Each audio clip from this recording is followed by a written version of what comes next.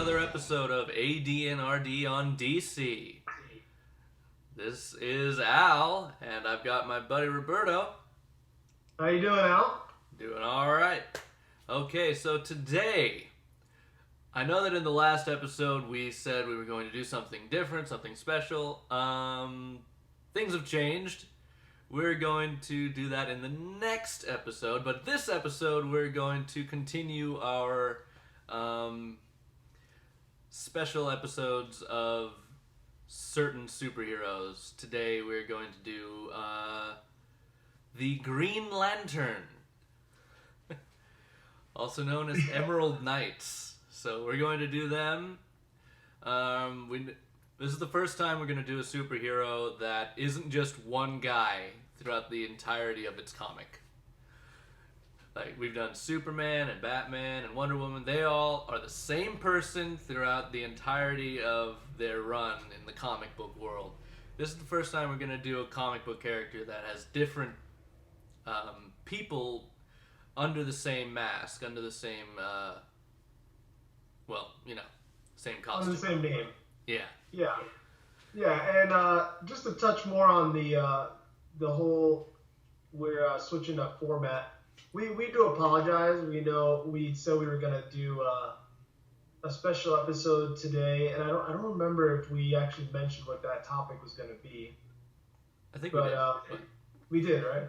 Probably. Yeah. Well, we were gonna talk about what we would want a Justice League movie to be. What we don't want it to be. And the thing is, and this is, I'm not going to give too much away, but basically we were hoping we were going to have a guest on. I'm not going to say who it is. We're going to have a special guest on. And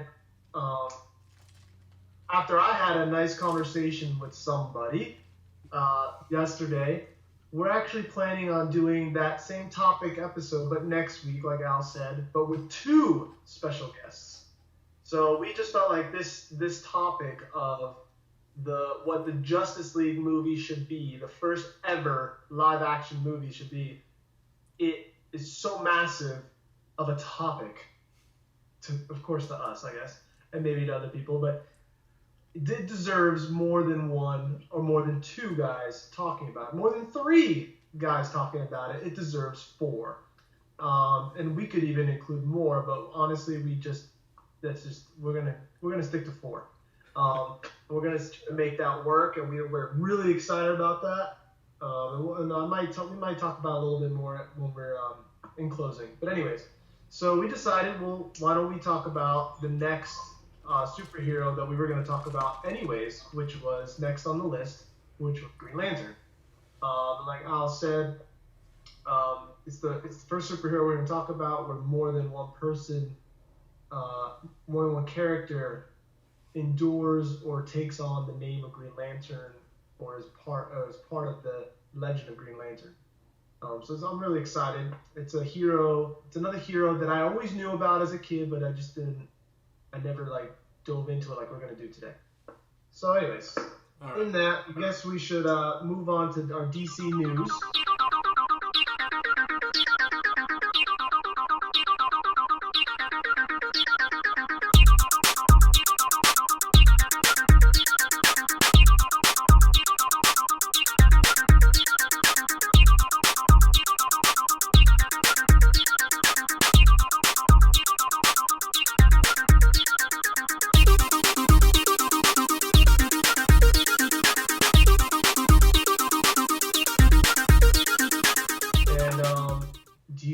Did you have anything else? Because I have about 4 different stories I want to talk about. But did you have anything? The only thing that I really have is that they have announced that the Batman Dark Knight Returns Part 2 is coming out next year. Oh yeah. So I've just finished reading the graphic novel, the whole thing, and I am now so excited for the movie that Roberto doesn't even know. No, I don't, because I've not read it, and since I haven't read it, I think I'd rather just stay like that, because then maybe I'll watch the movie and then I'll be surprised. But then I'm sure you'll be able to tell me what's the same. we'll have to probably do a whole episode, if not part of an episode, reviewing both parts. Yeah, because it is. The first part at least was amazing. Like Yes. I really liked the casting. I really like what they did with them, with everything. So it was a good movie. So when the second part comes out, we'll go deep into it and we'll just talk about the whole thing. Roberto, you did say you had a couple of things you wanted to talk about regarding DC news. So let's hear it. Yeah. So Al, man, I have some cool news. My first story here is about the Man of Steel movie, which of course everybody's probably rolling their eyes or saying, of course, yeah, Roberto, that's your favorite guy. Of course, you're gonna give us a story on that. But it's actually a pretty cool one. It actually doesn't have anything to do with what the movie's actually about or anything. Um, it's basically it says you have a chance you can have a chance to win a chance to have lunch with Henry Cavill, who's the guy playing Superman, and the director Zack Snyder, and a ticket to the Los Angeles red carpet premiere of Man of Steel next year, which I think is pretty cool. Um, and if you just Google Man of Steel, uh, and then Google News, or if you Google Man of Steel 2013, you'll see the story. The title says Superman, Man of Steel 2013, meet Henry Cavill, lunch with Zack Snyder, tickets to premiere. And basically, they're running like a foundation or like a charity event. And let's see.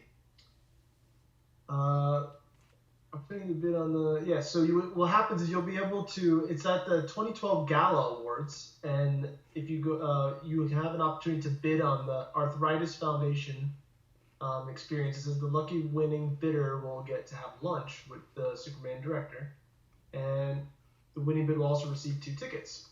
So not just 1 but 2 tickets to see this. And I wish that I could be this person, but I'll just have to probably settle for watching it in IMAX when it comes out. If they do release it in IMAX, which I'm sure they probably will. And you also get a signed movie poster of the Man of Steel. Goodie bag will be given out as well.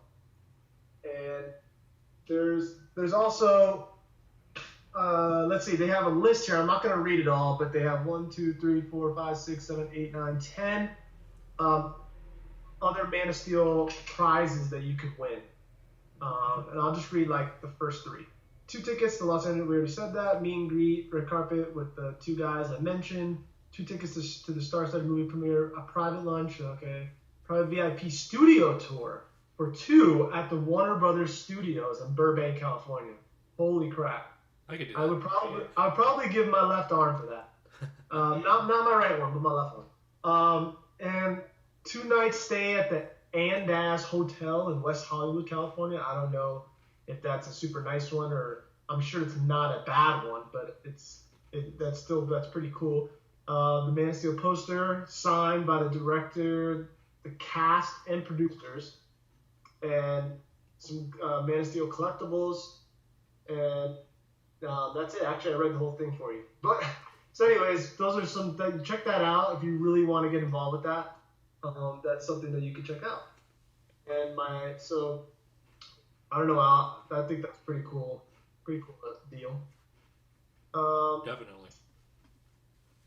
The next story I have here is when I was looking up, stories for this segment, Al, I saw this headline, and it's about a guy that we both like, a guy that inspired us pretty much to kind of do what we're doing now.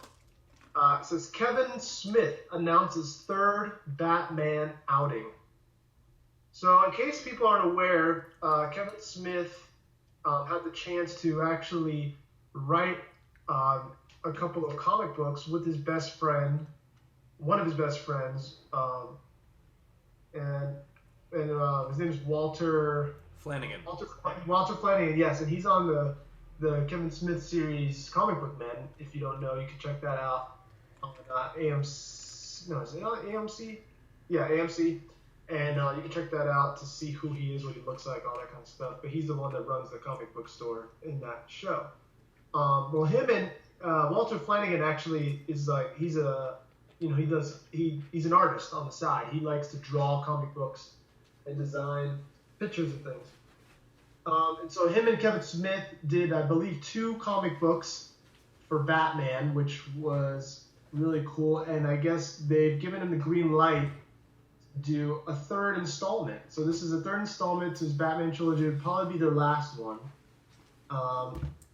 And so this is pretty cool. This is something I still would like to check out the first 2. I'm dying to see what he did him and Walter did in the first 2. Al, I don't know if you heard of these or read these. I have heard of them. I haven't read them yet. Yeah, the first one, it was Batman Cacophony. And then it continued with Batman the Widening Gyre. Okay, sorry. Widening Gyre. And the final chapter, and it says, let's see, and in 2013, the blood will run in the final chapter of the battle between Batman and Onomatopoeia. Okay, so that is something to look out for. It'll be in next year, coming out sometime next year. So keep a lookout at that. You can probably just type in Kevin Smith, Batman trilogy, and it'll pop up. So I thought people would want to know, because that's pretty cool. And hopefully me and Al will be able to read those first 2, and then maybe we can even do a review of that. Who knows? All right. So next story here. Let me X that out. Goodbye. Let's see. Oh, yeah. This one's pretty cool. This is also about Superman, but this has to do with the comics. Apparently the new comic this week that's coming out tomorrow, because the comic books come out on Wednesdays, it says, I was looking up stories and I see this headline now. It says, Superman quits Daily Planet day job to go online. I was like, what? So he's going to be a blogger? Yeah, I guess that's what they're kind of going for. And it says, DC comic superhero turns back on print journalism to fight for truth, justice, and the American way on the web. So basically, I just skimmed through the article. But I guess they say that in the comic he's going to have like this Jerry Maguire type moment where he stands up and pretty much just quits in front of everybody. And so that's like something interesting. That. Sorry, go ahead. I said I'd like to see that. Yeah, I mean we're talking about let's see. Superman came out in 1939, I believe, and that's more than 60 years almost 80. of him working as a reporter at a newspaper, and now he's going to be doing it, online. That's a big deal. So that's pretty cool. Check that out. If you just type in DC Comics and the news tab of Google, or you could probably type in Superman quits Daily Planet day job, and I'm sure it'd pop up. It's on the website called The Guardian, which I believe is a paper as well.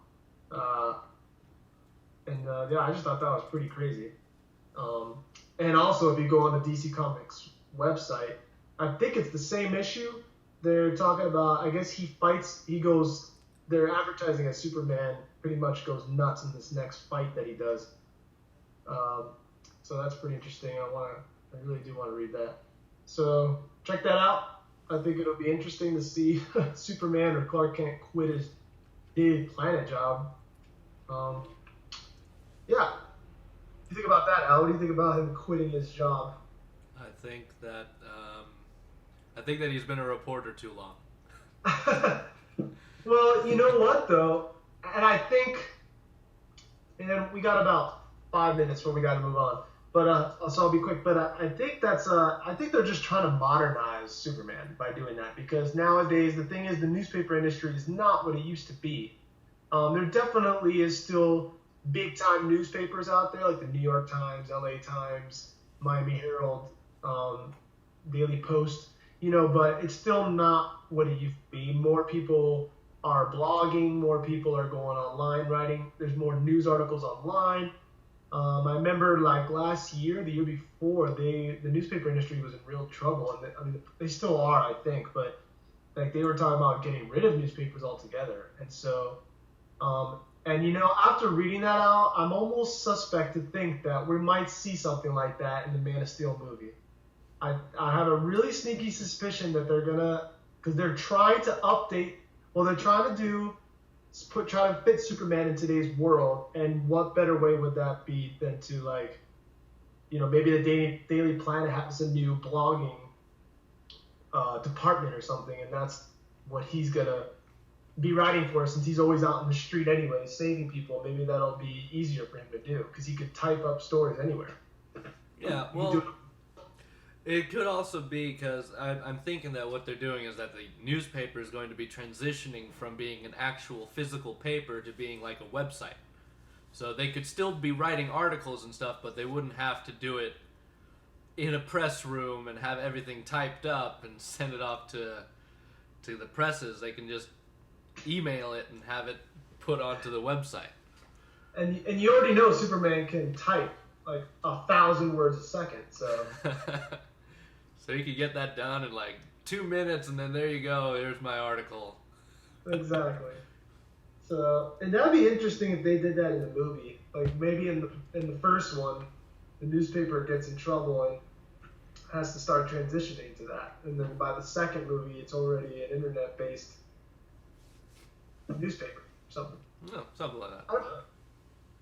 All right, so next story, and this will lead us perfectly into our Green Arrow, our weekly Arrow review, because this story is about Arrow. It says Arrow News, and for all of you fans out there that are already diehard or just casual or just dedicated fans to the new show that's only had 2 episodes, all of you will be happy. Al, are you a fan? Would you say you're a fan of Arrow? I'm a fan. Yeah. Okay, well then you'll be happy to hear this, because it says Arrow News, new superhero series gets full season order. All right. So it's going to finish off the season at least. Exactly. So it's going to get a full first season, which is good, because I get why some new shows will only get maybe like 13 episodes or 10 episodes, but I feel like it really takes a full like 20 something episode season to really say, okay, this season was a failure or it was a success. I mean, that's just my opinion, because you could just do so much more with more episodes, I think. Mm-hmm. And that also gives the public more of a chance to get to see it too, I think. Right. So yeah, I'm not going to get into the article too much because people can go and look that up, but if you just type in like Green Arrow or Arrow on Google or Yahoo or Bing or whatever, it'll pop up. Just type in Arrow News or Arrow Season, and it'll come up, and you can use it. I'm actually reading it from Examiner.com. That was the link that took me to, and it's not that long. It's about 3 or 4 paragraphs, but it's talks a little bit about, compares it to other shows, and talks about its reading. So, given that, why don't we transition to our Arrow review.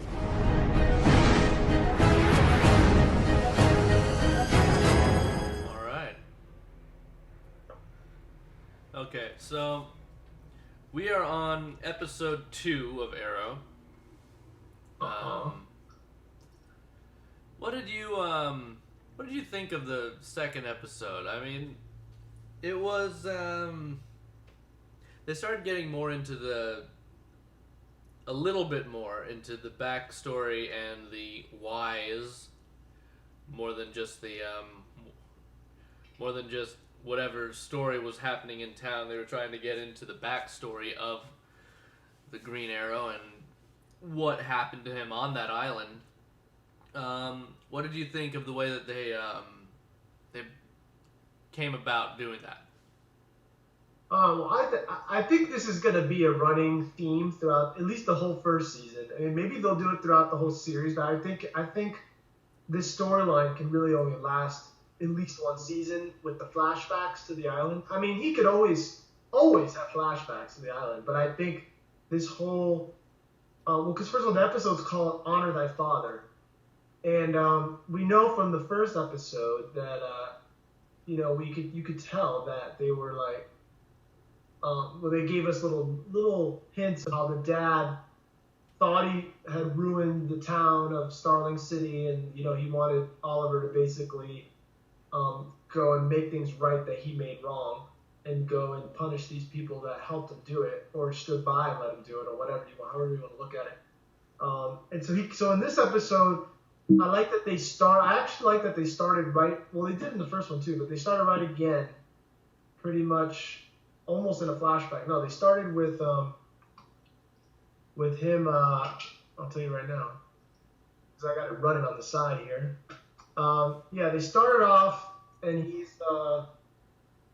they start right from a flashback of the island, and he's basically getting ready to suit up again, and he's basically giving a whole spiel about how he's got to be somebody different in order to carry out his dad's mission, kind of thing. And I still kind of want them out to like I feel like his voiceover, it's cool in the sense that it kind of feels comic booky, which is cool because the comic books have a lot of voiceover. Like when you get to hear what the character's thinking, because obviously you're reading, you're not hearing. But I feel like sometimes it comes across a little corny, a little campy. And I wish they kind of would just, I don't know if it's just the way the actor's delivering it. I don't know what it is, but I kind of want that to either them to go a little bit easy on that, or maybe for him to start doing it a little different. I don't know. But like, I think what you were saying is like, I think it's pretty cool. I did like that it's still going back and forth with the flashbacks on the island, because you get to know a little bit more of what happened there to him and what is going on in his head and the turmoil he's going through. Yeah. And I'm like half and half with narrative voiceovers for inner monologues. It's sometimes it works, sometimes it doesn't. In this case, it's working for the beginning, but if it's going to continue, they got to do less and less. Exactly, that's what I'm feeling. Because otherwise, then they'll jump into the same thing as Heroes, where the fans eventually got sick and tired of that one guy doing the voiceover for the whole episode, talking throughout the whole thing. So they're probably going to start pulling back on the inner monologue as the season progresses, because they need it in the beginning so that you know what the guy's thinking, because he doesn't talk a lot. But yeah, exactly. It makes more sense to do it when you're setting up the character for people that aren't aware or don't know anything about the Green Arrow character. So yeah, that makes sense. But I feel like once you get into the middle of the season, we know he's a crime fighter. We know he's doing all that. He doesn't need to keep saying that. And so right now, I'm like giving it a pass on that. But I think. So I mean, yeah. So like, but the flashbacks, and that's the good thing about flashbacks, is that's a way of kind of telling people things without having the character to re-say them, or a character to re-say everything again. So I'm okay with the flashbacks, but I feel like the flashbacks were in the first episode were really, well, what happened there, and now in this episode it's more like he's remembering. It's more of like how he got trained, how he trained a little bit more, and why he's doing what he's doing, kind of thing. Yeah. Also, I wanted to ask your opinion on this, because you did make allusions to it in the previous for the first episode when we did the review, but they've started to actually say, like, almost specifically say that the mother is going to kind of be a side villain in this show. Yeah. So, what do you think of the mom being a villain in the show, it sounds almost kind of like the Smallville with the Teagues. Remember that with the Jason Teague and all them in that one season of Smallville? Yeah, but see, yes, you're right, because that was the mom. His mom was the one that was kind of like the villain, but it's almost kind of like the Lex Luthor Lionel thing too. And yeah, we talked about it in the first one. I'm still not sure I like that. I mean, I get that it's kind of like a cool kind of twist that his mom could be, because you definitely, and spoilers, by the way, we're gonna get into detail here, but it's pretty crazy how they keep showing her talk to some guy that I guess his dad was connected with, and basically saying she keeps like, the guy keeps asking her, are you sure you sure your husband didn't tell him anything? Are you sure his dad didn't tell him things? Because this Arrow guy is when he turns into Green Arrow, he's going after all the guys his dad told him about. So it's like, in their minds, they're like, well, how would this Arrow or this vigilante person know about all of us if Robert Queen was the only one that knew also, and he's supposed to be dead at sea, and the only one that was with him was his son. Well, there was other people, but there was no other survivors but his son. So it's like, it makes sense for them to think, oh, well, Oliver knows something. But he's doing a pretty good job at playing the dual identity thing, and so they're not connecting the dot. They're not connecting that yet. And obviously, they keep having the mom in on that. Like, she keeps reporting to some guy that they don't show his face. And she's just like, I don't think he knows anything. Blah, blah, blah. And so, and it doesn't necessarily mean that she's bad in a way. I mean, she's obviously behind him getting kidnapped in the first episode, and then but she just wants to know what he knows. And she probably just doesn't want their family's name to be brought down. You know what I mean? Actually, it seems like you missed something. Because she was behind the yacht going down. Oh, that's right! Holy crap. Yeah. So she is supervillain status. Trying to kill her husband. Oh my gosh, I did forget about that. That's why I have it playing right now, but it's still in the beginning. Yeah. But yeah, you're right. She made a reference to saying, well, yeah, he still doesn't know that they sabotaged the boat. That the boat was sabotaged, yeah. But I think she said that it was sabotaged. Doesn't necessarily mean she told him to do it. But maybe she did. I mean, maybe guy... If she knew it was sabotage, that means she did absolutely nothing to stop it. So that's just true. As bad as if she did it herself. That's true. Oh yeah, I guess she is bad. But so I don't know how I feel about that. I mean, I always thought he was supposed to come from two good parents, and apparently his dad wasn't even good too. He only was good when he was like about to die and like told him everything. Well, I guess that's how they're going to differentiate him from Batman, because Batman had two awesome parents that were killed. So now Green Lantern has these two terrible parents, and one of them was killed. Yeah, I guess they have to, because a lot of it is very similar to Batman. Mm-hmm. It's basically Batman with an arrow. Yeah. A bow and arrow, and he's more of a Robin Hood also type of thing. He like targets rich people or whatever, whereas Batman just targeted everyone. Yeah. Well, and also, just making the note here, the critics actually loved the show just because it was very much like the Nolan Batman movies. Oh, you read some reviews? Yeah. And they like it because it's like the Batman movies. And I think that's why it's a little popular right now, because it is so similar. It's like, all right, we have Batman even though it's not Batman. Yeah, I was thinking of that too, and I'm watching a scene right now where he first runs in with the bad chick in it. I forget her name. Uh-huh.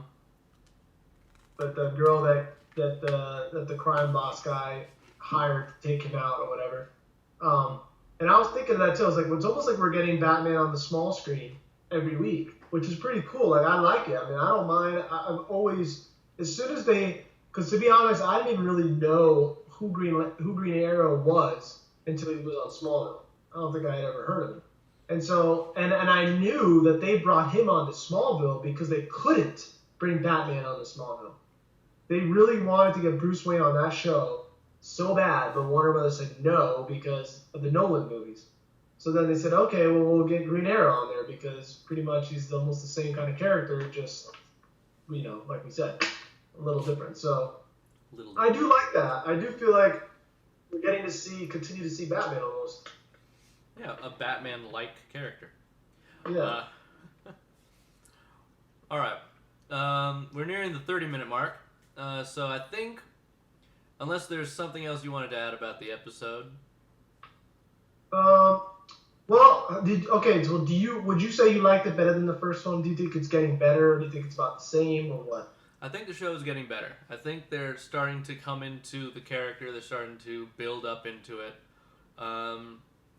I'll know for sure if it's a show that I'll want to keep watching for fun by the fourth episode. Instead of for our podcast. Right. Yeah. I mean, the thing is, I agree with you on that, but I'm still enjoying it. Like, when I watch it, I'm not bored, ever. Right. Which is a good sign. If you're bored, then yeah, that's bad. But I mean, I'm not bored. I'm just not in love. Like, with Smallville, it's hard because it was Superman. So, like, just because it was Superman, I was intrigued. Now, I did get bored with a lot of Smallville episodes, though. I did. I'm not one of those people that will say nothing was wrong with it just because I love Superman. There's definitely a lot of episodes, even a full season, that I thought dropped the ball. But I still, had to see it, had to know what was going on. And this one, I'm not there yet. Now they started in the first episode, and they're continuing it in the second one, dropping these little things that are like, what? Huh? Like, kind of like they're little baby cliffhangers. And that's cool. I love that because Smallville used to do that, and a lot of shows do that. But the end of this episode, I want to talk about really quick, was awesome. I really liked the way they ended it. It was very much like, okay, I got to see what happens next. And that was, do you remember what I'm talking about, Al? A little bit. Well, let me see here. I'm fast forwarding a little bit. They show him. Oliver's in the at the cemetery, little baby private cemetery, where his dad's buried, and where they buried him, where they thought he was dead. Mm-hmm. He has another flashback, and it's when he's burying his dad on the island, and then he gets shot with a freaking arrow in his shoulder. Oh yeah, they have that shadow character with the bow and arrow. Yeah, he gets shot with an arrow in his freaking shoulder, and so and he looks over and there's some other guy in a hood with a bow and arrow, and I'm like, holy moly, who is that? But then I'm just remembering now, he had somebody that did train him in the comics, right? Yeah, and there was mention of that in one of the seasons of Smallville too. Yeah, what was his? Do you remember his name? Not at all.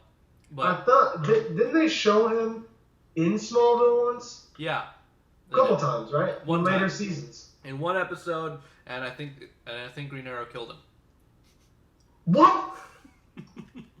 Oh, that's right, because he turned bad. Yeah. It was like his mentor, trainer, teacher person, and he went bad, so he had to take him out. Yeah. So maybe that's who this is, because that's the thing that I'm glad. It looks like they're gonna touch on and dig more deeper into is how he learned all that training and the fighting styles, because you don't learn that from that island. You learn how to survive as far as health goes, but you don't learn how to do martial arts on an island by yourself. He also learned a couple languages, so yeah, exactly. So you have to have some kind of trainer, and yeah, you could learn a bow and arrow maybe by yourself a little bit, but you couldn't be as amazing as he is unless you had a trainer of some sort. And that's the thing. In Smallville, they made it look like he just taught himself everything. because they showed a brief flash flashbacks on there when he was on the island, and it basically showed him make a bow and arrow by himself, and he just had he made his own little target board and was just shooting at it.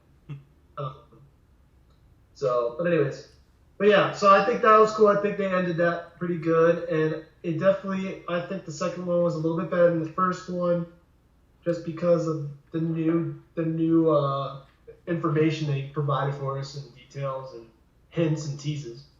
So, from here, let's actually jump in to our Green Lantern discussion.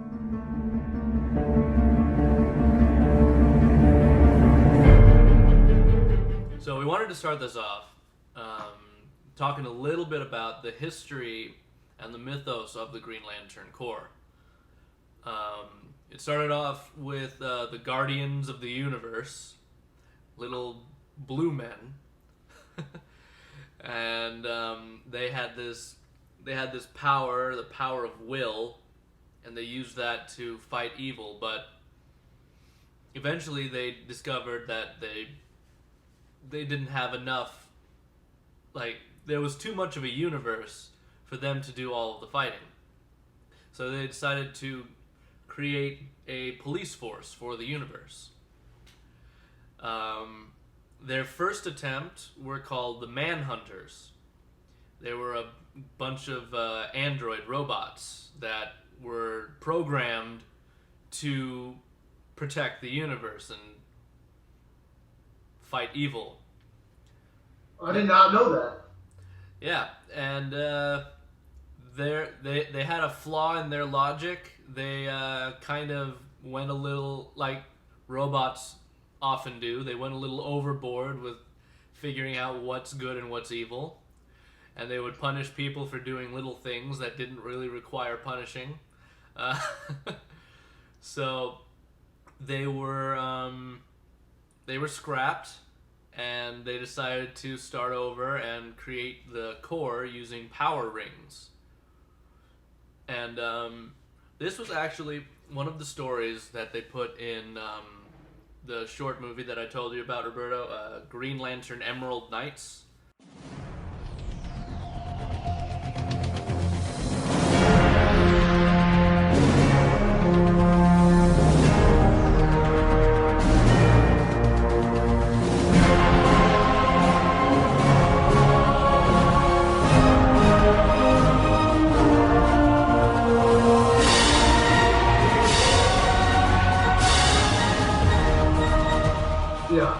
One of the stories in that was the story of the first Lantern, Avra. He was a scribe for the Guardians. He wrote everything down. And when they decided they were going to create the Corps, they got 4 rings, had the rings choose who they gathered together, like the best warriors of the universe. And they had the rings choose which warriors would be the first Green Lanterns. Those rings basically just went across the universe, right? No, they gathered together a group of the best warriors. Oh, first on their planet to have them chosen, and 3 of the rings went to warriors, but the last ring went to the scribe. And so if you actually want to see the show, the movie, it's a pretty interesting movie. They tell a bunch of folklore stories of the Green Lanterns. That one being one of them, how the first Green Lantern didn't use the ring as just like a lot of the lanterns do, like just like a extension of their arm that turns into a laser gun. Like, it was the first guy that used the ring to create these gigantic green shapes that would do stuff to defeat their enemies. So that was the first lantern, and that lantern taught every other lantern from then on how to use the ring properly to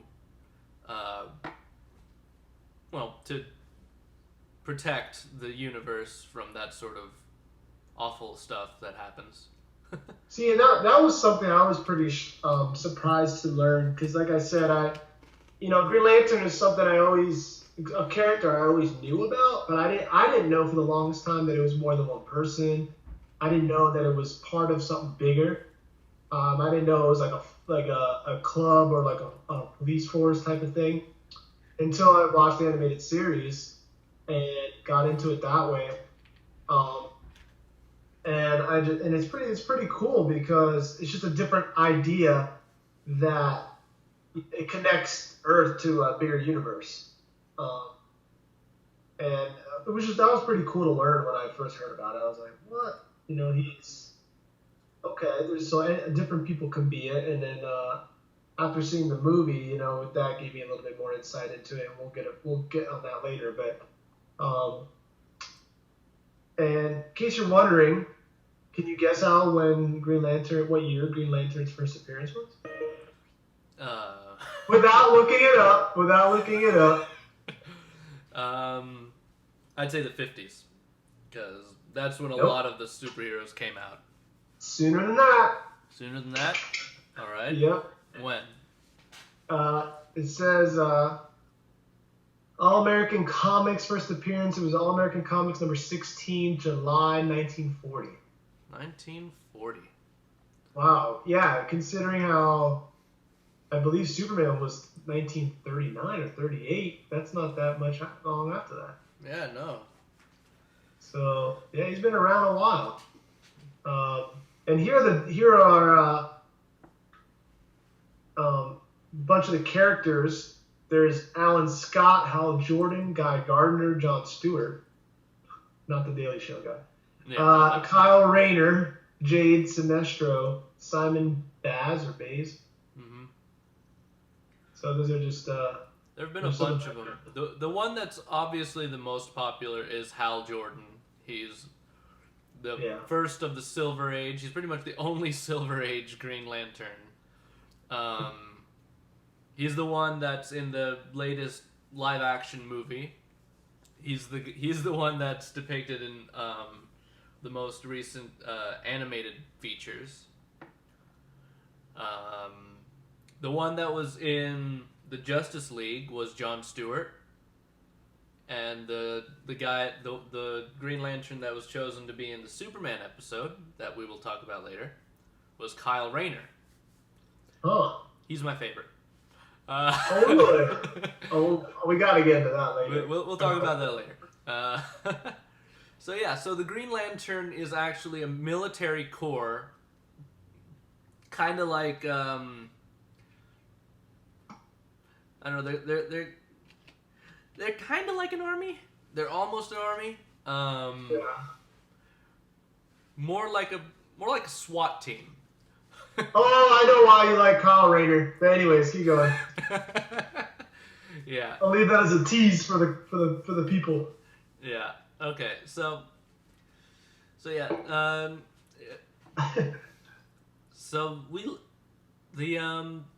The Green Lanterns, they started off on the planet Oa. That's where the Guardians are from. And their power is derived from the power rings, like I described earlier. That ring... But don't they have some kind of like psychic power too? No. No, it's all... the Guardians kind of do. That's what I mean, the Guardians. Or the ones that created. Yeah. They're able to extend their will to the far reaches of the universe in order to communicate with the other Green Lanterns. And actually, using the power of the Green Lantern, they're able to have all of the Green Lanterns communicate with each other within a certain range. So... I don't know how that works. Like, they talk through the ring or something. We're not going to get into the logistics of that or into the scientific reasoning behind that, but it's a comic. Just go with it. Yeah. So... It's all fantasy.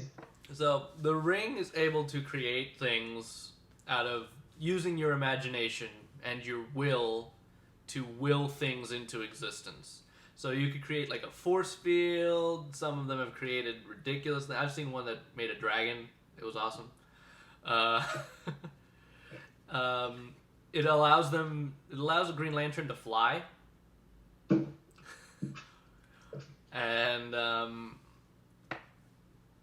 they can even use that force field-like ability to surround themselves in the light and surround others so that they can like breathe in space and stuff. So yeah, I always thought that was a pretty cool thing that they can. It's almost like they have limitless power with it because they can just create anything out of the ring, and you got to have a good imagination in order to use it, really. Yeah, it's and almost, think on your feet too. Yeah, it's almost limitless, except that you have to charge it every once in a while. So the ring actually has a battery, which each lantern gets like a little lantern for themselves that allows them to charge their ring. Yeah, I gotta say I'm sorry, but that's part of that's one thing about the Green Lanterns that's kind of dorky, or I don't know if you want to say dorky, but kind of like just kind of whack. I don't know. It's just like they got this amazing intergalactic weapon, but you gotta charge it like that cell phone. It's kind of like, are you serious? But I mean, it kind of brings. I guess they're trying to bring some kind of realism to it. I say that in quotations because we're talking about something from deep space, but it makes it.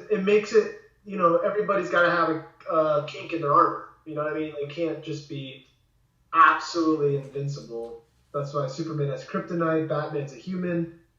All right. So yeah, like I was saying. Everybody's got to have a weakness, and I guess they can't, Green Lantern, because this ring can do so much, they gotta like give it some kind of limitation, which is battery life, apparently. Also, it doesn't work very well against the color yellow. That's right. I think I can remember that. It's not really pulled upon for, almost anything, but they do kind of mention it in the Green Lantern First Flight, and they do. Well, they have the yellow power in the Green Lantern movie, like that's the power of fear, and so yellow is apparently the weakness of green, but okay. If a lantern has strong enough will, they can overcome the power of yellow. Like, I don't understand that. Does that mean if somebody's wearing yellow, like a yellow T-shirt, Green Lantern can't like move them up and down with his ring or shoot them?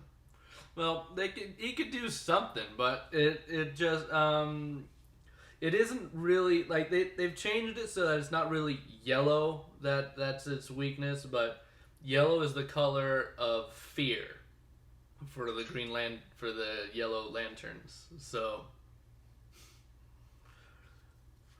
I'm sorry. Sorry guys, but having animals is overrated. Let's just say that. I had to interrupt Al because I have a gate in my house that keeps. We put it in front of a spare bedroom because one of our cats has to hang out in there all day because she's terrified of the dog. Because the dog just doesn't stop trying to get her, pretty much. Not hurt her, but she just wants to play with her.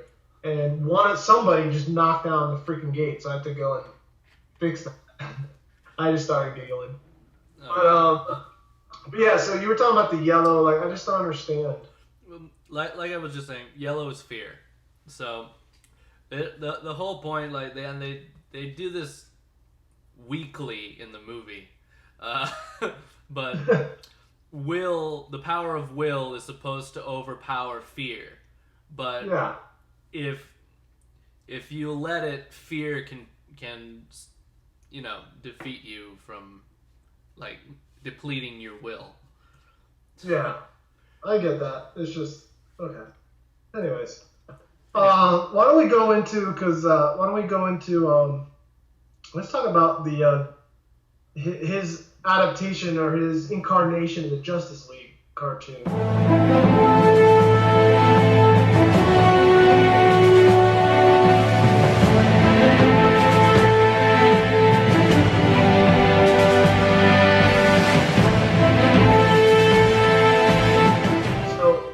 So tell everybody again which Green Lantern was the one in the Justice League. The Green Lantern from the Justice League animated show was John Stewart. So far, the only black Green Lantern that I've seen. And really, one of the only almost black superheroes, except, I mean, I'm sure there's more, but I can't really think of any except, like, Blade. Yeah, there's only a couple. But, yeah. So, you got John Stewart. He was, in this comics, he was made to replace Guy Gardner, who was in a coma. But wasn't he like an architect? He was, architect. And he came from like a Detroit. and he was a Marine way back during one of the wars. So he had a sense of justice. He had a strong will. And actually they I don't know if they mentioned this in the show, but he is so infused with the Lantern's power that his eye color changed to green. Oh, I was wondering that. Is that just in the cartoon? I think that's in the I think that's just in the cartoon, but it might be in the comics too. But so yeah, so it's so strong in him that his eye colors even changed. Yeah, because I was always wondering why his eyes were bright green, but everybody else's kind of all the other Green Lanterns weren't. And he's also one of the few that doesn't wear a mask. Yeah. I guess he doesn't really care about it. Does he care about his secret identity in the Justice League? Not really. Yeah, I don't think he really cares about the dual identity thing. They all call him John, so. Yeah, it's just, yeah, I'm Green Lantern. What are you going to do about it? Yeah, really. It's like, well, at the end of this gig, I'll probably be dead, so it doesn't matter if anybody knows who I am.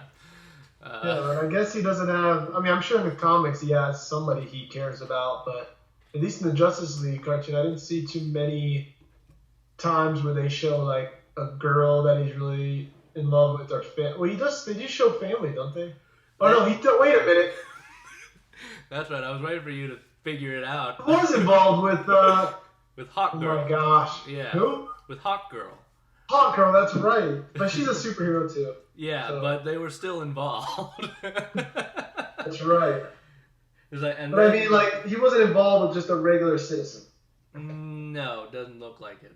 Although he might have been before he turned into a Green Lantern. But in the show, he was with her, and he was also with another super heroine in the Justice League Unlimited, following the betrayal of the Hawk people. Okay. And so, Al, did you like his incarnation? I liked it because, like I just asked you a question and I just keep talking. Yeah. But real quick, I remember when I first saw the Justice League cartoon, I was like, because I didn't know that much about Green Lantern. So when I saw that it was a black guy, I was like, well, that's different. I guess they just want to go really different than what it normally is. And I was an idiot, and I didn't realize that he was one of the Green Lanterns. But I remember thinking, though, even when I was ignorant, didn't know that, I still thought it was cool. I was like, well, that's cool that they're actually trying to, have variety and different races in the show and stuff to appeal to, other kids and other, just be more ethnic and stuff. And I thought that was pretty cool. But then when I found out that there actually is a black Green Lantern, I was like, oh, that's even cooler. Yeah. And then I was just confused and then I started to think, well, he can't be the main Green Lantern. But then I just got to only seeing him on the Justice League because that's really the incarnation that I'm the most familiar with is the Justice League cartoon one. I mean, that's my Green Lantern really is John Stewart. Yeah. I did see the live action movie. We'll talk about that, but this one for me was like he is the Green Lantern for me. Yeah, and what's funny is that his character actually popped up in the early 70s, so in the comics. He popped up in the 70s. So from all of the... Well, that's after the Civil Rights Movement, so that makes sense. Yeah, so they decided, oh, you know what? Green Lantern can be anybody. Let's just throw in a black guy. Yeah. So what I like is that they got just some... This is what I like about the Green Lantern specifically, about the type of character. It doesn't have to be the strongest guy. It doesn't have to be the most battle-proven warrior. It can be anybody just pulled out from anywhere in the universe can turn into a Green Lantern because a ring decides to choose them. And that's what I like about it, because it can really be anybody. That's true. That's a good point. Yeah, I mean, that is pretty cool as long as... But it seems like it likes especially people that at least can think on their feet and have an imagination. But, again, that doesn't have to be... I mean, because I'm sure there's a lot of warriors out there that don't have an imagination. I mean, they probably can think on their feet as far as fighting goes, but... Yeah, you're right. It's pretty cool that it can just kind of be anybody. It pretty much chooses the ones with the strongest will and the greatest sense of like true justice, without falling into revenge. Yeah, which is important in a hero. Mm-hmm. And actually, they were talking about how I think it might have been in the movie, but I know that they mentioned it in the animated features that because the Lantern Corps is so diverse in the amount of species that they allow to enter into the Corps, there are situations where a certain species will be better suited to a certain situation, and it'll be all right. This guy knows what he's doing; he can take care of that problem. So it's kind of it's like having a giant selection of keys that can be used at any moment to open certain locks that need opening. That actually jumps into one of the stories from the Emerald Knights. In case you're gonna watch it, I won't divulge too much. Like, I won't go into the actual story, but there's actually a Green Lantern that's the size of a planet. What? Yeah. So you should watch it. It's actually pretty interesting. But having a Green Lantern that is that humongous really adds diversity to the Corps. I would say, good lord, what planet? He's got to be from a ginormous planet then. Well, he's pretty much a planet all by himself. He's got trees growing on him and stuff. Anyway. Well, okay, yeah. We encourage all of you to go and look more into that, because that's pretty crazy. So let's talk about the First Flight movie.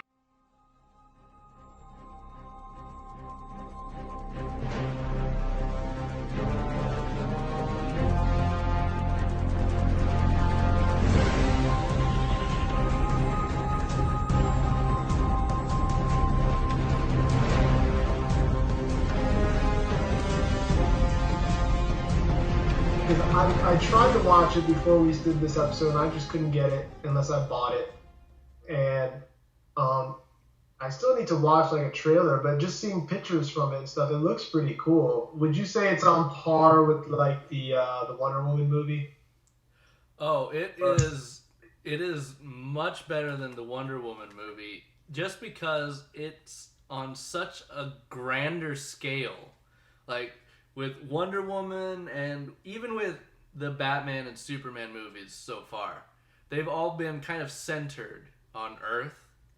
Yeah. But this movie, it's huge with the amount of just with the amount of space that they use for the film. Yeah, the setting is a lot of different places. A lot of different planets. I mean, they use Hal Jordan, again, the most popular of the Green Lanterns. Of course, it's the white guy. Yeah, and they use the this is the first time that they have like Sinestro turn evil. So they come from Earth. They get Hal Jordan, and they have him go over to Oa, and they show the gradual fall of Sinestro, who, if anybody knows the Green Lantern, any of the Green Lantern stories, it ends up usually being Sinestro being the bad guy. He's like the main evil for them. But Sinestro, that's his main villain then? Mm-hmm. So, Sinestro, though, is a Green Lantern. He's the one in the movie that trains him and stuff? Yeah. He starts off as a Green Lantern. He feels like he's going to be the best of the Green Lanterns, like the greatest. And when he's like told that there is no greatest, it's just, you are a Green Lantern. Yeah, you're one part of a bigger machine. Yeah, then he just wanted more power. So he like created his own ring, which was powered by fear, which made it yellow, a yellow ring. So he wanted to use that power to destroy the Green Lanterns. And so you said, I want to get into this because you were telling me earlier that you think this is how they should have done the live action movie. Mm-hmm. And they did this movie because, all right, well then tell me about that a little bit because, so was this, so do you feel like this was like a more epic movie too? Like more of like a Star Wars type feel? Yeah, it was definitely way more epic than the live action ended up being. I thought that they were going to go way deeper because they had all of space to use, and they just had to put it all back on Earth again. Anyway, yeah. So the first Flight movie, it actually gets Hal Jordan to go up into space and save Oa from Sinestro. Sinestro like gets this giant yellow lantern. Spoilers. Gets this giant yellow lantern to power himself up, and he destroys the core of the planet that the Guardians are on, and using that battery, he like tries to destroy the Green Lantern, the big lantern that powers all the other rings. Yeah. So Hal Jordan actually absorbs the entire giant lantern to fuel himself to fight Sinestro, and it's enormous. Like the amount of power that he uses, I think he uses like the power of a sun to destroy Sinestro's like lantern, and it's just a grand scale, and it's all done in space. So there's giant explosions and stuff, and it's like everything that I would have really wanted to see in the live action movie. How campy is it? Not really. I mean, it's really because just... if you go by dark, you still haven't seen Superman versus the Elite. No. Okay, you gotta see that. Okay. But anyways, if you go by Dark Knight Returns Part 1 being on the campy scale, I would say 1 to 10, 10 being very, very, very campy. Or just campy. Yeah. I would say Dark Knight Part 1 would maybe be a 2. Because there's a couple campy things, but maybe 2, 3. I'd say the Wonder Woman movie was probably about 6 or no 5. Yeah, 4 to 6. Yeah. What would you say this one would be? Because it doesn't really do campy things, but Hal Jordan is notorious for being a goofball. Like, he's a pilot. So, I mean, pilots are all the same. They just joke at everything. So they still played him a lot like Ryan Reynolds did. Yeah, the character's the same, but yeah, the way that Ryan Reynolds played it was different than the way that is done in the animated movie. Because Hal Jordan because he's a pilot, he's not really afraid of anything, so fear doesn't bother him. In the movie, fear bothered him. He was afraid of most of the stuff that was happening to him. But that's so true. It's like he's supposed to not be afraid of stuff, and he kept being. He wasn't afraid of flying and crashing, but he was afraid of everything else. Afraid to succeed, afraid to be successful, which leads us into the movie.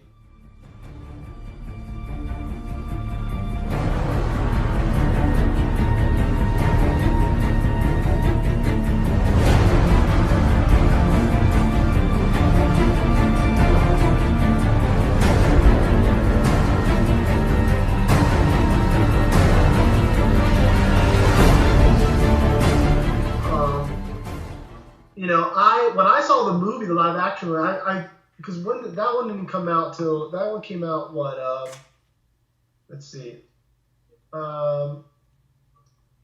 Green Lantern movie came out 2010? Yeah, I think 2010.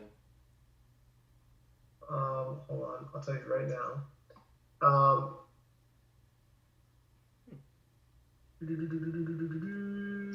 2011 actually. Okay. So 2011, so that's just last year, and it came out, it doesn't say what month. Oh yeah, June 17th, 2011. So, and I didn't watch it until this summer on DVD, on Blu-ray. And I have to tell you, like, the beginning of it and up to the middle, to me, was pretty good. It was pretty decent, the way they were explaining everything, and it started off in space. I thought that was cool.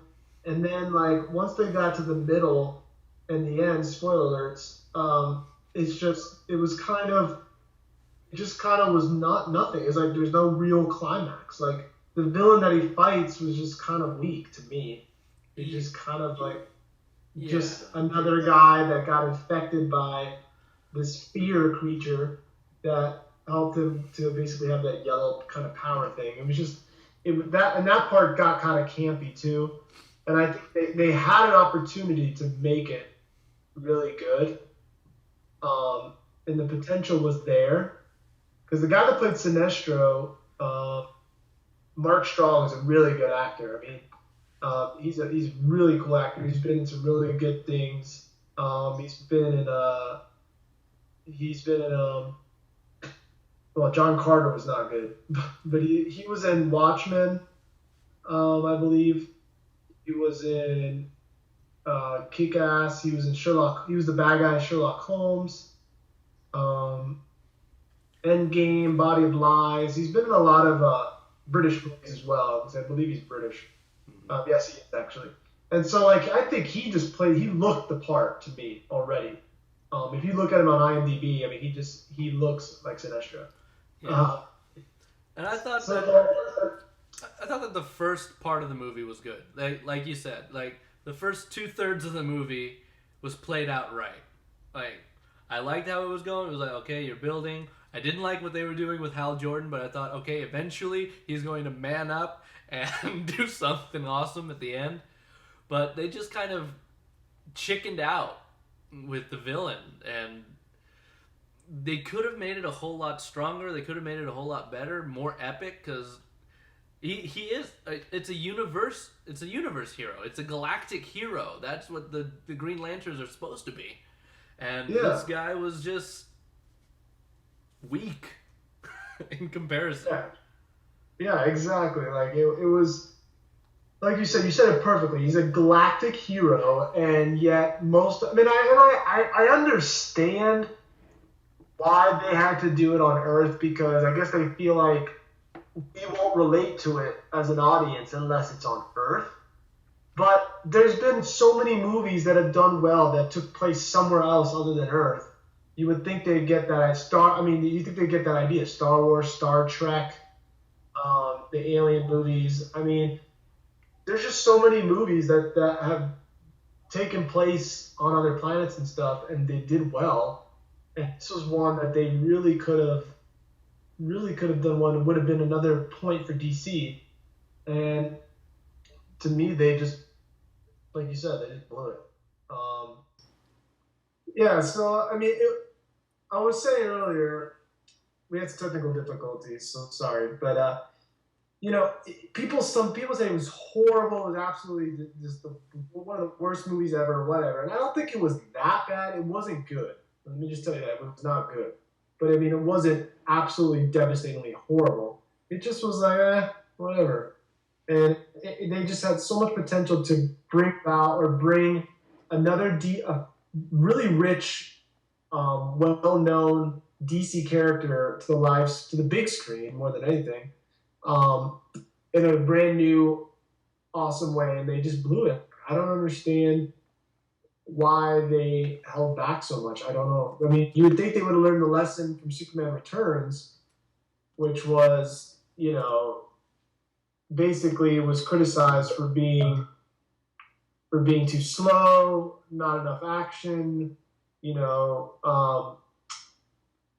just not diving deeper, not making it more fresh, whatever you want to call it, and just they just blew it. They could have so done like a Star Wars type thing, and they didn't, and whatever. Now they are supposed to be. There are talks that they're going to reboot it, because obviously the new Justice League movie and everything. But I don't know. Like, part of me wants them to reboot it, like they're doing Superman. But at least with Superman, there's 7 years in between the reboot from the other one. Well, there probably will be a separation by the time they get that Green Lantern out. And they'll probably get it out after the Justice League movie. So that's true. That'll be after 2015, which is 3 years. So that's 5 years later after. Yeah. So that's a good amount, I guess. But because Man of Steel was supposed to come out this year, and they pushed it back because of the Hobbit, and because they wanted it. Superhero movies really should probably come out in summers, not in the winter. Yeah.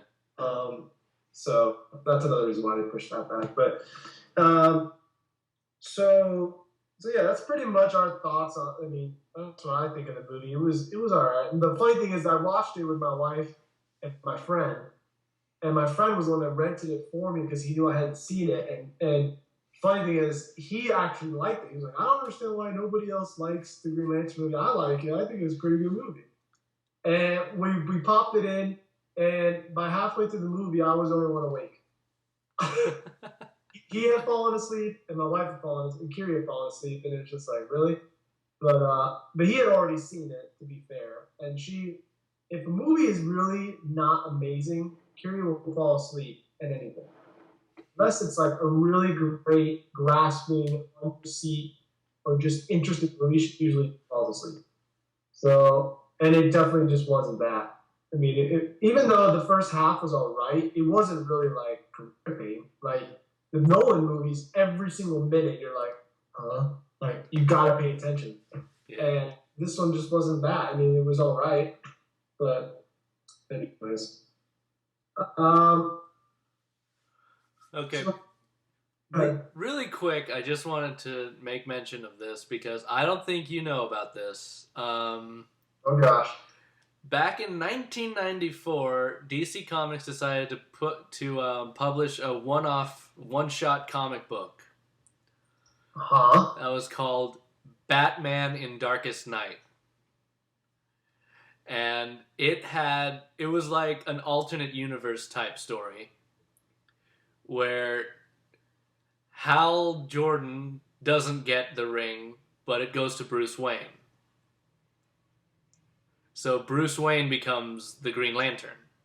Instead of Batman, or he's already Batman? No, instead of Batman. Like, they have it that he tried to be Batman, and Batman, like, he got all beat up, and that didn't work. And then the ring came to him, and then he's like, awesome. I'm going to be a Green Lantern. Oh my god, that's crazy. So they have him battle Sinestro.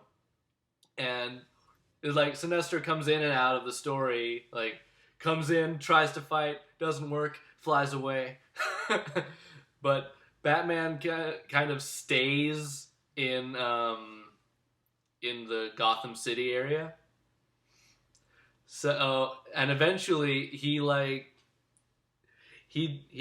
starts overusing the power, and the Guardians didn't like it. Because he was like beating the crap out of people, probably with Probably. it. Like, He was really going a little, because it was Batman all the way up until he puts on the suit. So he's had all the martial arts training. He's still as jaded as ever, but now he's a Green Lantern. It's like imagine if Bruce Wayne got Superman's powers or something. It's like at least with Superman and the different characters in Green Lantern, their past isn't as traumatic as Batman was. Yeah. So later on, like I said, the Guardians get mad, like that he's not using the power like he's supposed to. So they decide to contact 3 other worthy candidates from Earth to become Green Lanterns. Wonder Woman, Barry Allen, and Clark Kent. Hold on, rewind. Say that again. Okay, so they get Wonder Woman, Diana, Barry Allen, The Flash, and Clark Kent, Superman, to become Green Lanterns. Are they already there? This is in the same comic, right? It's in the same comic, yeah. And why? And were they already their known hero statuses, or not yet? Apparently, they were their own hero. I don't know.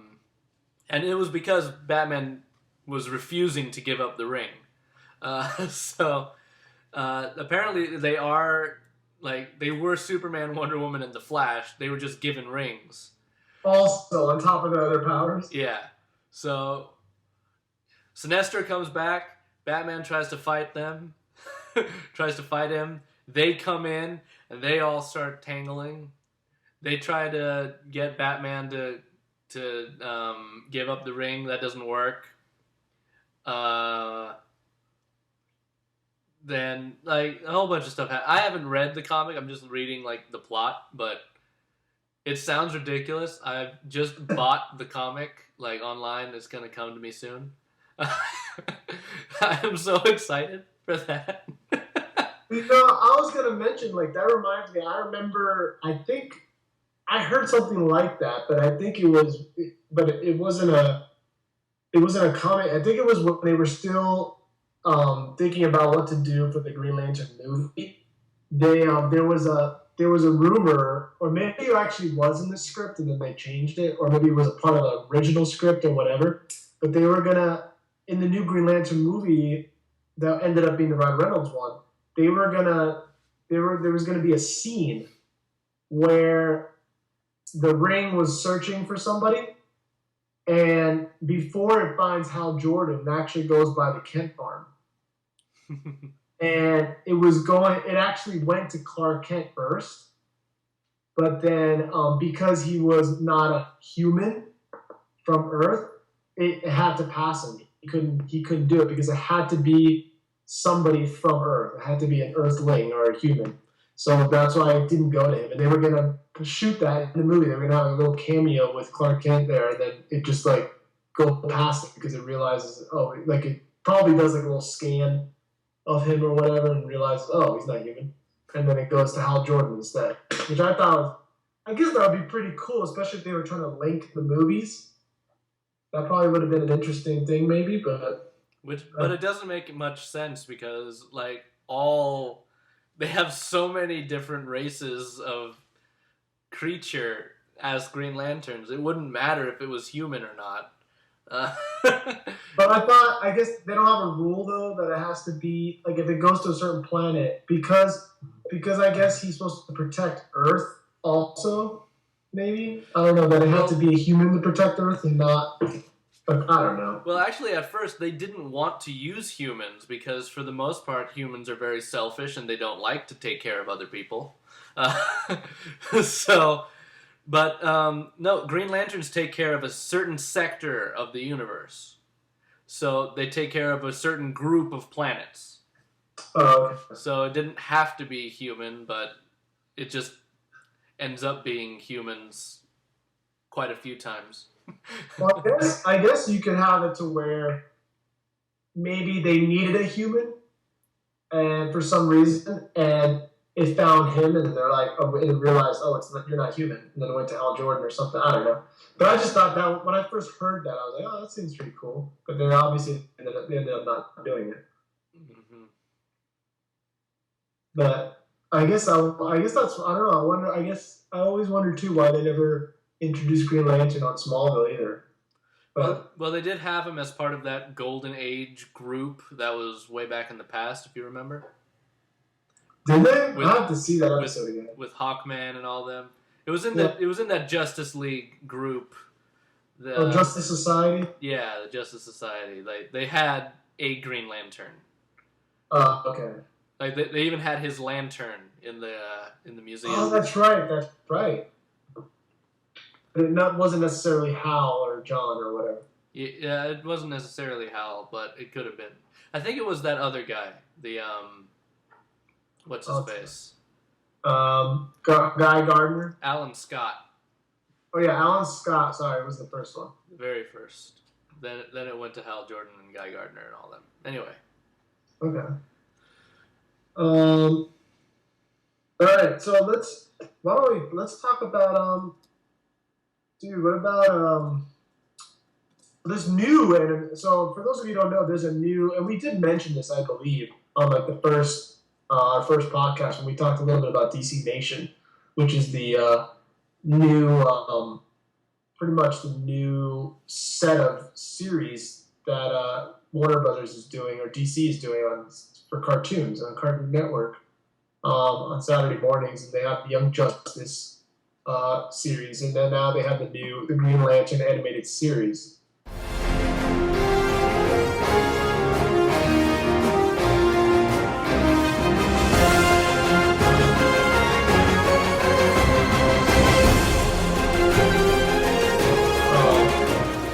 So, I have you watched a full episode of this? Because I caught part of one day on TV, and I was interested to know because I heard other people talk about it and stuff, but I had no idea the kind of animation it was. And it interested me that they decided to go with like the CGI type of kind of animation, kind of like Toy Story type of animation. Almost like Pixar. Have you gotten to see anything of that? No, I haven't seen any of that. I did see a commercial for it, but because of the animation, I was like, I don't know if I would want to watch that. Yeah, it kind of turned me off a little bit when I watched it, to be honest. I mean, that might be very superficial of me, I don't know. But when I saw it, I was just kind of like, I don't know. It's just something about it. It's just the way they move and stuff. It's not as fluid for some reason to me, which it should be because it's CG. And dude, I cannot remember the name of the stupid cartoon that I used to watch sometimes that it reminds me of when it moves around. And it was a popular cartoon for a while, and it had to do with robots, I think, or something. And I used to remember the main kid in it looked just like me. Like, it was weird. He looked like me as a kid. Same face, everything. And I was like, wow, that's weird. But I can't remember it now. It'll come to me one day, hopefully. But, yeah, the animation kind of turned me off. I was just like, I don't know. I literally watched it for like a minute, and I was like, yeah, I'm done. And I just flipped it back to Young Justice. So, I don't know. I mean, I think if you're a DC fan, you should check it out. It deserves checking out. Like I said, everybody has different tastes, and just because we don't necessarily like it or we're interested in it, one of you guys might want to watch it. Um, and just in case there is somebody that wants to watch it, I'll tell you. I'm trying to tell them right now what days. I mean, it obviously comes on Saturday mornings. I'm trying to see here. But it's on Saturday mornings on Cartoon Network. I think it's about around 10 a.m. around that time. But check it out. I mean, you might like it, you know. Um, so I guess we have. I don't know how long we've been going for now. Over an hour. Okay. So let's just talk about it real quick. It's not on our list here, on our agenda, but why don't we do a quick little discussion about how do you. So I mean, we kind of said it a little bit. How do you think they could do another or the reboot better? Like, what would you like to see in it? I would like to see. Also, like, I want you to give me this in your answer. Which one of the Green Lanterns would you like to see be the star? Oh, okay. Curveball, boy. All right, okay. Well, I like Hal Jordan, the one from the animated features more than the one from the actual movie that came out. So if they were to reboot it, I would have someone other than Ryan Reynolds play him, and I would have the character act like he's supposed to. Yeah. Because he's supposedly the strongest Green Lantern that there ever has been. So he would be the best one to have in a Green Lantern movie. So that's the one thing that I think they got right. They just didn't get the character right in the movie. So I would want to see Hal Jordan in his usual I fear nothing state. And I would want to see it like more spacey, I guess. I felt like they used too much. They had him do too much of the romance, too much time on Earth, and too much of him not being fearless. Like airline pilots are supposed to be fearless, or like jet pilots, and they kind of showed that in the movie with that Daredevil stunt he did, but that went completely against his character outside of the cockpit. Yeah, and I want to, and something you said too, like as far as the romance. I mean, I feel like why do they think they have to have one? I mean, I guess you can have a little bit of one, but it doesn't have to be so drawn out like a romantic drama. I mean, look at the Nolan movies. Did he have a love interest? Yes, but they didn't. Rachel. Yeah, Rachel. But they didn't have to dwell on that in every movie for so long. I mean, it was just enough to where you felt that emotion with Bruce Wayne, but it wasn't so much to the point you're like, oh my gosh, get on with it. When they showed her, it was perfect. It was enough to make you feel for him, but then it wasn't too much to where you're like, okay, get her off the screen now. And I felt like with that movie and with Superman Returns, it was a little too much lovey-dovey stuff. And it was just like, all right, let's get to it. Let's get to the intensity here. So, I mean, I would like to see, like you said, I would like to see more of an intergalactic fight. I mean, you could have a good portion of it on Earth. You could even do one of those things, I think, where the big action sequence takes place out in space, but then maybe something like a battle he has there or something comes to Earth, and then he eventually has to end. It could end on Earth maybe because of something that happened out there follows him back to Earth or something, or that can just lead into the second one. Maybe the second one can be on Earth more, or whatever. But yeah, I would like to see more of that. Like you said, I don't think necessarily Ryan Reynolds was a bad choice for it because he can be a little silly. Originally, he was going to be Flash. When they were going to do a Flash movie, he was cast as Flash. And then when they scrapped the movie, they, I guess, liked him so much for a superhero role, they put him in Green Lantern. I remember when I heard that he was um, Flash, I thought that was a pretty good choice because he's a fit guy. He's also funny. He does mostly kind of funny movies, and Flash is supposed to be definitely goofy. So I thought that'd be pretty good. And then for this one, he was actually pretty serious. I mean, yeah, he was kind of like a slob or whatever, and he made some funny comments. But I didn't think he was that much of a goofball in the movie, to be honest. I thought he played it pretty straight. It did, and that was the worst part. Like, he joked a little bit, and I think it's terrible that they had him reveal his identity to the girl right away, like almost right away. And it's like, okay, so there's not going to be a guessing game. There's going to be no intrigue whatsoever. It's just going to be, hey, guess who I am?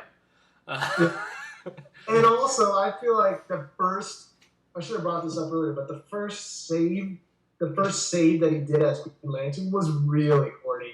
Yeah. I mean, I think it was the helicopter was falling or something was falling, and he decided to make like a speed ramp for it to go down or something. I was just like, you could have made anything. You made like a stupid speed ramp for it to go down. I don't know. I thought that was really cartoony and corny. I feel like the Jon Stewart Green Lantern in the Justice League cartoon wouldn't even have done something that corny. I feel like he could have just flew over there and caught her with his own hands, or caught her with like made some kind of net or some kind of something else, but a speed ramp. And it was just a mess. I was like, really? I was so looking forward to him using the ring for the first time as like a hero, and then when he just created that thing, I was like, are you kidding me? This is stupid. But and when it comes down to inventive ideas to use the ring for, that's why my favorite's Kyle Rayner. yeah, and tell everybody why you like Kyle Rayner. Okay, I like Kyle Rayner mostly because he started off as an artist. And why is that important? Well, I'm an artist, so. In case you don't know, Al's the one that drew. If you're listening to us, you had to have seen our logo, our main logo that's on our blog site, and Al drew that. And he likes to draw. He likes to sketch and do drawing. So that's obviously why he connects to. What's his name again? Kyle Rayner. Kyle Rayner. Yeah, there you go. You'll be seeing some more pictures by him too. Yeah, I'll post them up on our blog. So the reason that I really like Kyle Rayner is because he comes up with he almost does the same ideas that I would kind of think of if I were using the ring in that particular situation. Like he would, like the first time that I saw him use it was in the Superman one episode of Superman called In Brightest Day. Oh, he's the Green Lantern in that one? Yeah. And he starts off as gotta see this episode. He starts off as the cartoonist at the Daily Planet. So yeah. So the thing is that he would see something and he would use his little doodles and he would come up with some sort of awesome idea to fight. And actually, they have him fight Sinestro. So. I know this cartoon has been, off the air for a while now, but I would ask you not to say anything more because I'm going to find this episode somehow. Okay, I'll let you watch it, but right. It's actually quite fun, and I just like how Kyle uses the ring like an artist would, not so much like a warrior would. Like I described how some of the lanterns use their ring and the way that Jon Stewart does. For the most part, Jon Stewart just uses it as a laser that he shoots at people. Sometimes he'll do something creative, like he'll make a crowbar or a giant baseball bat or something. I don't know. But for the most part, it's just that laser that he just shoots out beams of the ring, and Kyle actually gets into his imagination and he uses random things. that he thinks will make sense. So, if I were to, I would like to see a Kyle Rayner also for a Green Lantern movie, but he's kind of another side character. Again, Hal Jordan is supposed to be the best Green Lantern. So yeah. I would like. I mean, I would like to see Kyle Rayner too, but I would like to see Jon Stewart in a movie just because I think it'll give. Because there hasn't been really any black superheroes that like people can look up to except for Hancock and Blade on the movie screen. But I think that would be a very daring choice to do in the movies. But I understand what you're saying. Like Hal Jordan's the main one. That's obviously who they're going to go with probably in the next reboot as well. But I think that would just be something cool to do. And the cool thing is with the Green Lantern, because it is, there's other characters that do it, they could make it like a 6-movie series. I mean, they could do the first trilogy with Hal Jordan and then, jump off to another guy. Yeah, exactly. They could always jump on. That could be, and if they do it right, I mean, it could be another Harry Potter money-making machine for Warner Brothers if they do it right. But that's the thing; they gotta get writers in there and a director that really care about it and are gonna like do the character justice. Because I mean, you could go from Hal Jordan right to they have Guy Gardner is technically next, I guess. But I mean, I guess you could skip him and go to Jon Stewart, and then after Jon Stewart, you could even go into Kyle Rayner. I mean, if you want to go that far into it, you can't. You have that freelance. You have that freedom to do that. That's something they need to think about. I think that'd be really cool. But yeah. So I don't know. Is there anything else? Is there anything else we're forgetting? I mean, hopefully once we get more. We're gonna. Al's in the process right now of uploading the second episode. This is our 5th. So by this time you would have already listened to the first 4. But so I'm really talking. I don't even know who I'm talking to right now, I guess. But I'll just let you know. This is from the past, I guess. But we're about to. This is the week that we're. Did we say the date? Today is October 23rd, 2012. Yeah. Tuesday. And Al's working on uploading the second one now.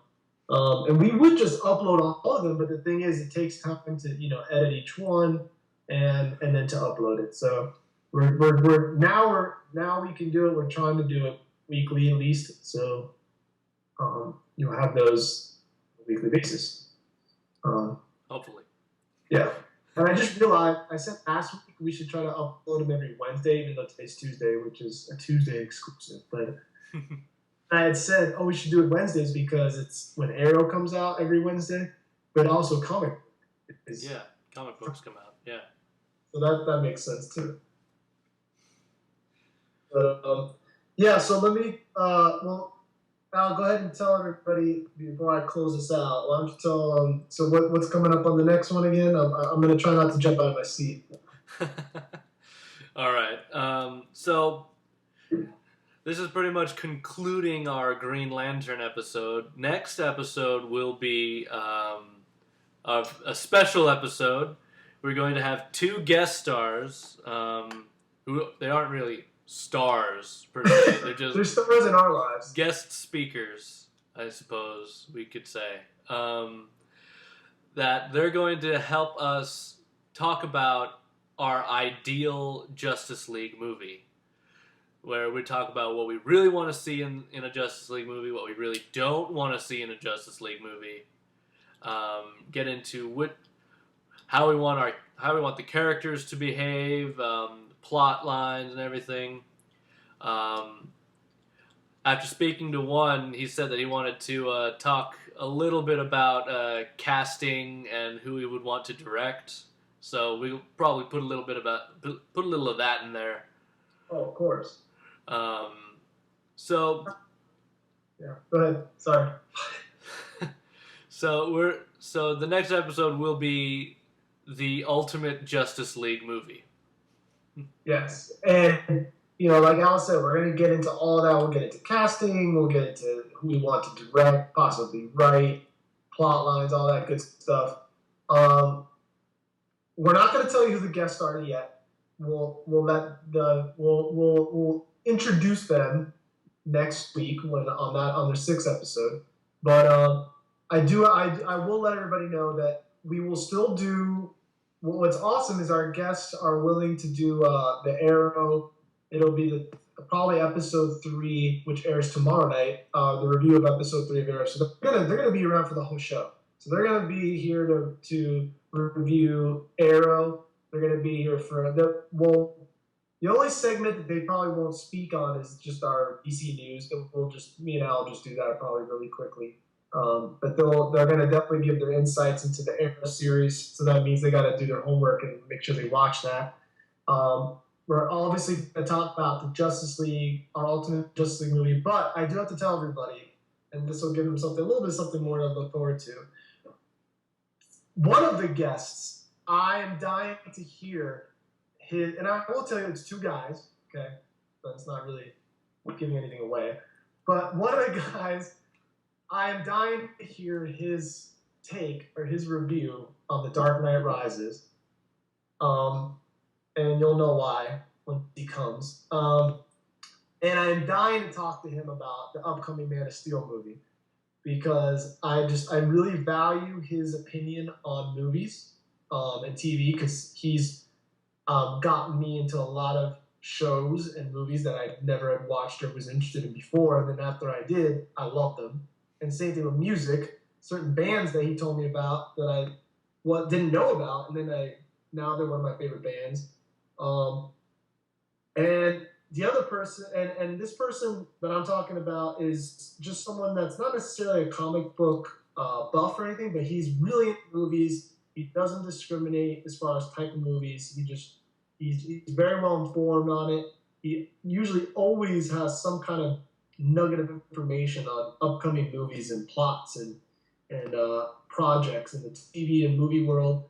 He keeps up with that. And the other guest is somebody who is interested in comics and it does, has been a comic book lover. So I think they're going to be great guests, and it'll give everybody a chance to hear somebody else's voice besides Alan and me.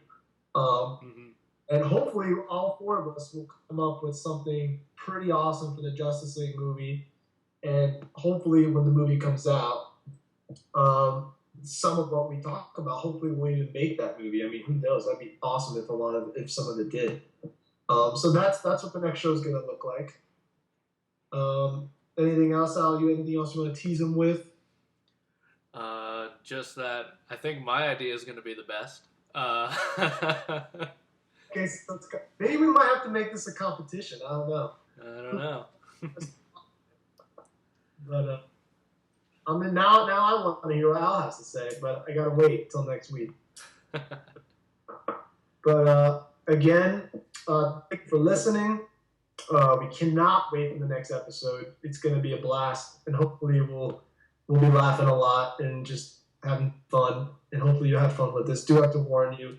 If any episode might go 2 hours, it might be this one. It probably will be this one. So just be ready for that. But it'll give you a lot of material to listen to if you're, doing chores around the house, driving a long distance, or whatever. Hopefully by the time you get this episode, we might have it on iTunes. I don't know. We'll see. But anyways, this is our 5th episode of AD and RD on DC. I'm Roberto. And I'm Al. And we'll see you next time.